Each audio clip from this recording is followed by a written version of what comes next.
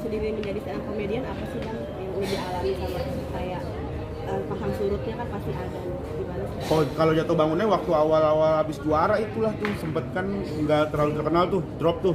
Terus ditambah lagi yang juara 2 teman seangkatan saya yang juara 2 waktu itu dia main sinetron gitu, terus banyak kerjaannya lah gitu.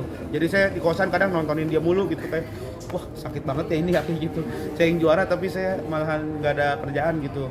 Nah itu kayaknya masa titik terendah dalam karir stand up lah gitu, karena ngerasa udah juara, ngerasa udah aman gitu. Apalagi kan orang tua ngerasa, oh udah juara nih, masuk TV nih, kayaknya mah duit udah aman gitu.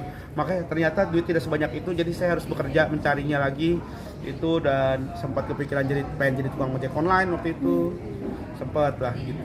Bang, itu kan tadi mungkin karya, mungkin hal titik terendah lu ya. Iya. Mungkin kalau dari sepanjang karir lu, karya yang paling bisa dibilang tergila nih yang pernah gue bikin, ada nggak sih Bang dari perjalanan karir? Ada perjalanan ya, yang paling menurut gue ngerasa wah keren banget nih. Itu adalah waktu gue bikin Not Bad namanya, karena itu titik balik gue tuh.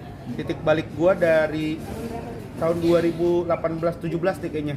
Titik balik gue dari gue yang drop, yang orang-orang banyak yang underestimate lah, Regen juara yang gagal segala macam. Terus gue mencoba untuk belajar, gue perbaikin. Gue bikin show tour namanya Not Bad. Dan menurut gue itu adalah materi terbaik gue. Itu adalah 1 jam terbaik dalam hidup gue. Itu materinya tuh semuanya gue ngerasa itu nggak ada yang pecah. Sampai waktu itu gue, orang tuh kayak wah tampil habis Regen tuh pusing gitu kayak dulu, tapi kalau sekarang mah udah biasa aja karena saya juga udah jarang stand up.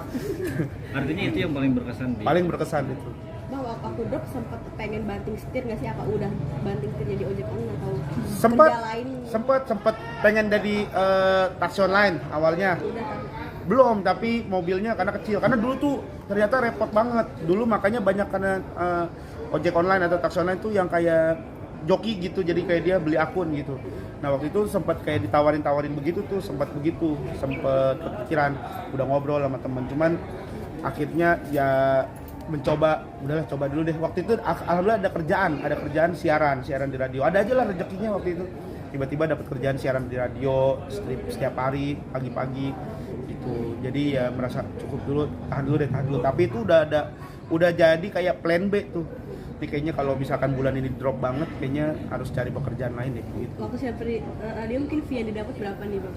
Beda dari Fee yang didapat dari radio waktu dulu ya, itu tahun 2017, ya 16-17 itu kayaknya kalau nggak salah 50.000 apa 1 jam tuh.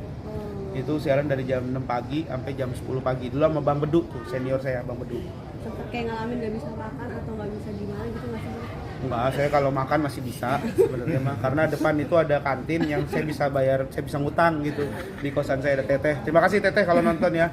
Dulu saya sama beliau tuh sering ngutang lah. Dulu pokoknya kalau sama dia tuh setiap akhir bulan tuh lauknya kadang cuma tempe orek sama telur doang. Tapi kalau awal bulan habis pada bayar tuh baru ada ayam. Gitu dulu. Itu taunya kalau misalnya anak-anak bayar utang. Sampai akhirnya suka diundang beberapa stasiun TV.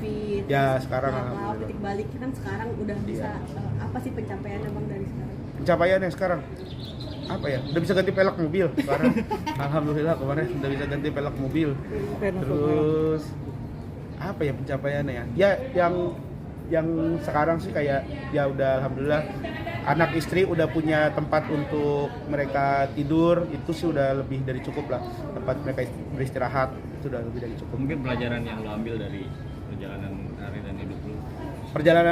Pelajaran yang gue ambil tuh cuma satu sih, bukan cuma satu, tapi yang selalu gue pegang itu adalah ikhlas. Jadi gue mencoba untuk menjalani semuanya itu dengan ikhlas. Jadi gue nggak pernah kayak merasa, mungkin bagi orang ngecengin gue segala macam, terus gue bilang tadi gue titik terendah, tapi gue tuh selalu menjalani itu tuh saat itu selalu dengan ikhlas gitu. Jadi gue selalu nyiapin plannya, ya gue mencoba untuk ikhlas walaupun keadaannya sulit, keadaan seperti apa, tapi ikhlas, menghibur ikhlas, nggak pernah kayak kok gue ini ya gitu, tapi ya ikhlas aja. Jadi gue selalu belajar itu sih.